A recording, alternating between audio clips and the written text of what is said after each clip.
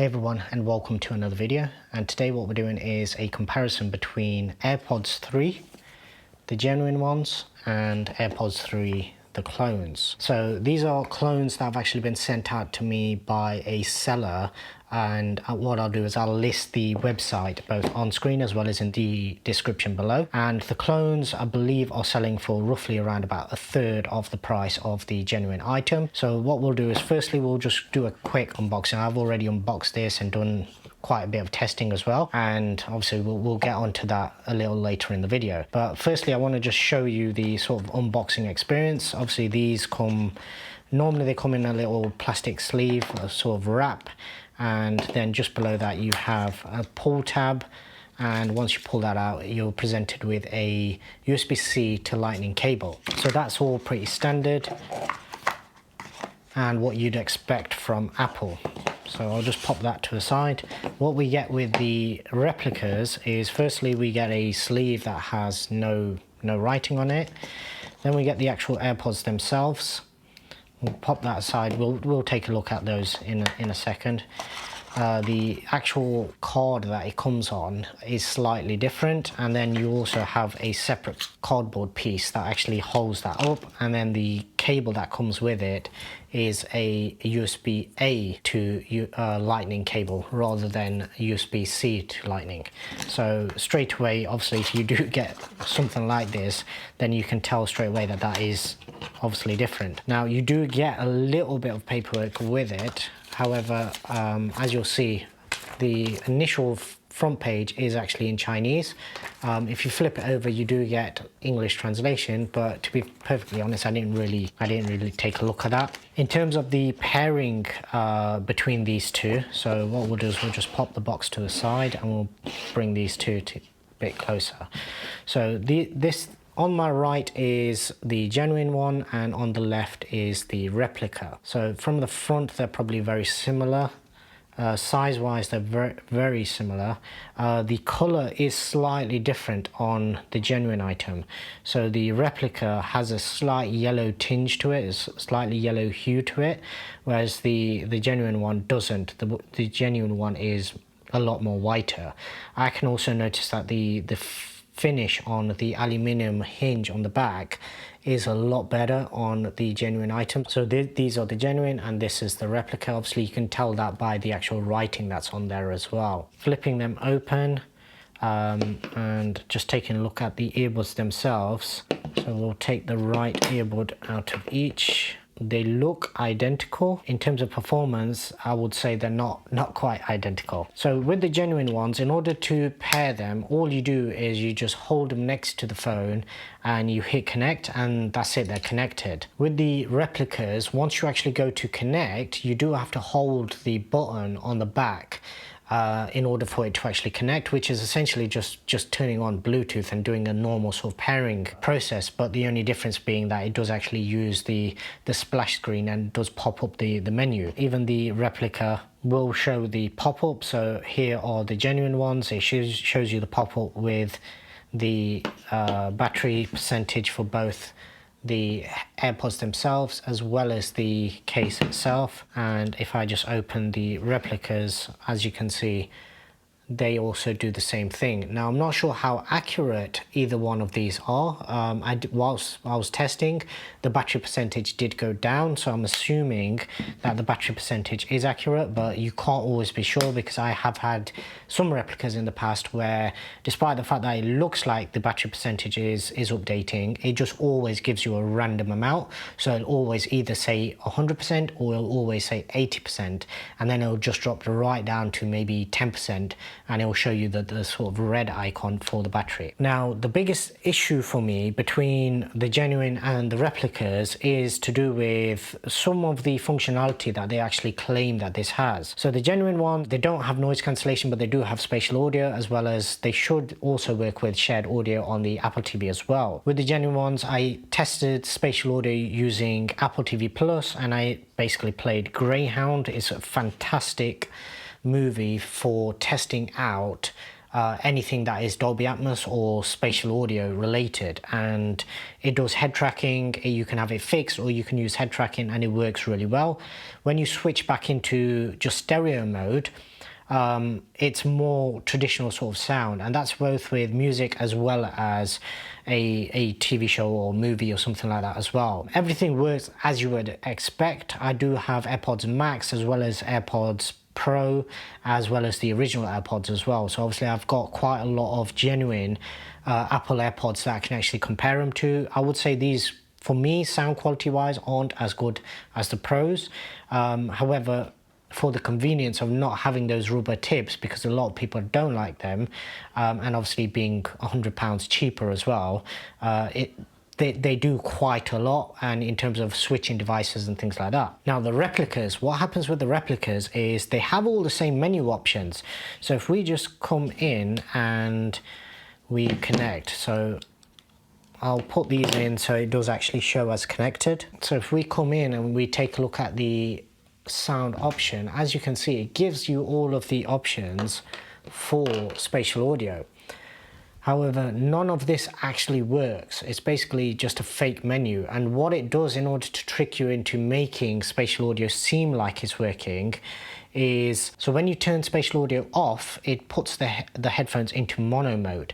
So it basically centralizes everything. So when you then switch it to spatial audio, it widens the soundstage and it essentially gives you stereo audio. Now I've seen this trick before, and hence why I picked up on it so quickly this time around. The way you can tell that it's not working is both in the fixed as well as the head tracked sort of options. Neither of them actually do anything when you rotate either the device or your head.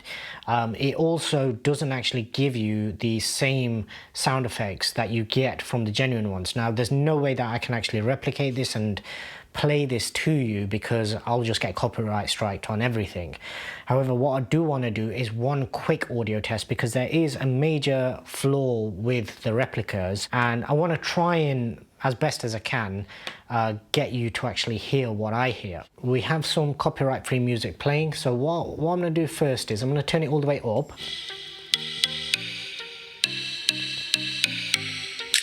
So you should be able to hear that, and as you can tell, it sounds okay. It's not brilliant. Once the volume's turned up, it seems to sound okay. But as soon as you go lower, and in particular, as soon as you drop below half, then all of a sudden the sound gets really, really bad.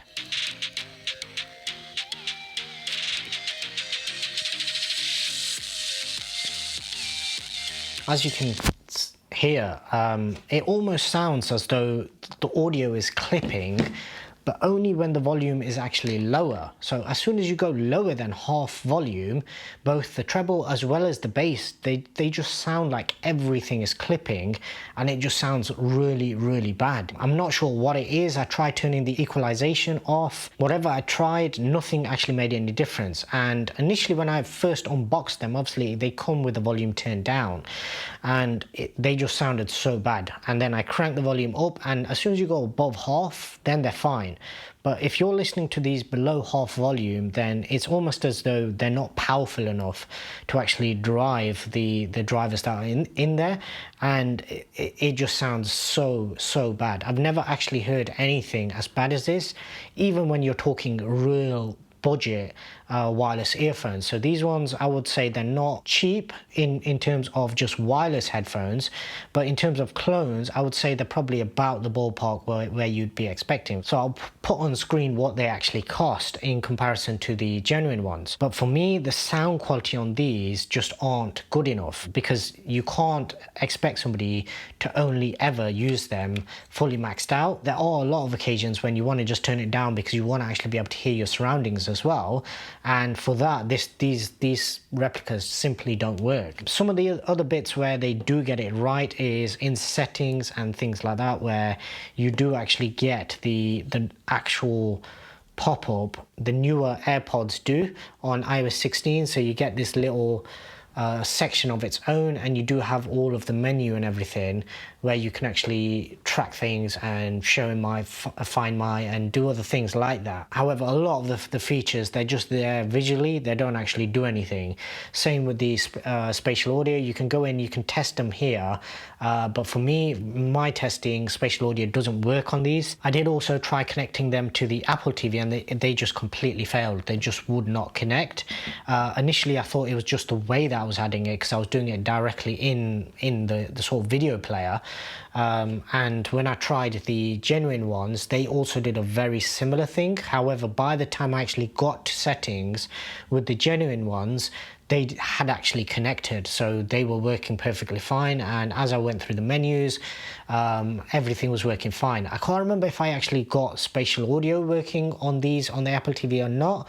However, knowing that I have already got that working on the phone, because it's been a while, and obviously because I'm running the beta, I couldn't remember exactly where you would actually click to enable spatial audio on the Apple TV. However, on the actual device itself, they were working perfectly fine on the genuine ones, and the replicas just wouldn't connect, let alone test out spatial audio and anything like that. So yeah, that's my findings of genuine versus clone. For me personally, I personally wouldn't spend my money on clones. I would rather just either buy third-party ones, something that is probably going to give you better battery life.